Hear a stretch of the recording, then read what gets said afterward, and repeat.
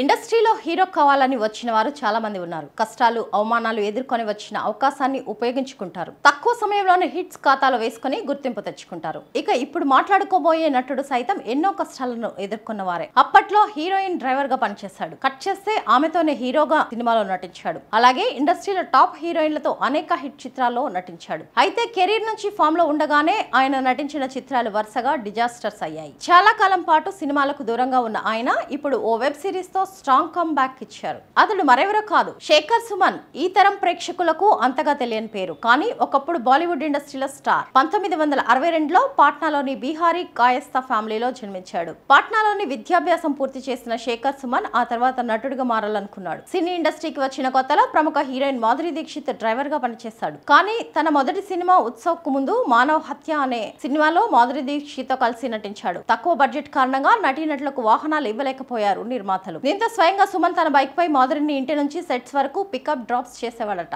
ఆ తర్వాత 1984లో గిరీష్ కర్నాడ్ దర్శకత్వం వహించిన ఉత్సవ్ సినిమాతో హీరోగా మారాడు. ఇండస్ట్రీలోని స్టార్ హీరోయిన్స్ మాధురి దీక్షిత్, పద్మిని కోల్హాపురి, డింపుల్ కపాడియాతో వరుస సినిమాలు చేశాడు. అయితే హీరోగా మంచి ఫామ్ లో ఉండగానే వరుస సినిమాలు డిజాస్టర్స్ కావడంతో అతడిపై ఫ్లాప్ స్టార్ అని ముద్రపడింది. దీంతో నెమ్మదిగా వరుస ఆఫర్స్ తగ్గిపోయాయి. ఆ తర్వాత పాత్ర ప్రాధాన్యతను బట్టి సహాయ నటుడిగా కనిపించాడు. ఆ తర్వాత టీవీలో పలు షోస్ చేశాడు. చాలా కాలం ఇండస్ట్రీకి దూరంగా ఉన్న శేఖర్ సుమన్ డైరెక్టర్ సంజయ్ లీలా బన్సాలి తెరకెక్కించిన హీరామండి వెబ్ సిరీస్ లో జుల్ఫీకర్ క్యారెక్టర్ పోషించాడు. ఇప్పుడు వరుసగా అవకాశాలు అందుకుంటున్నాడు. శేఖర్ సుమన్ తన నటుడిగా కొనసాగుతున్నాడు.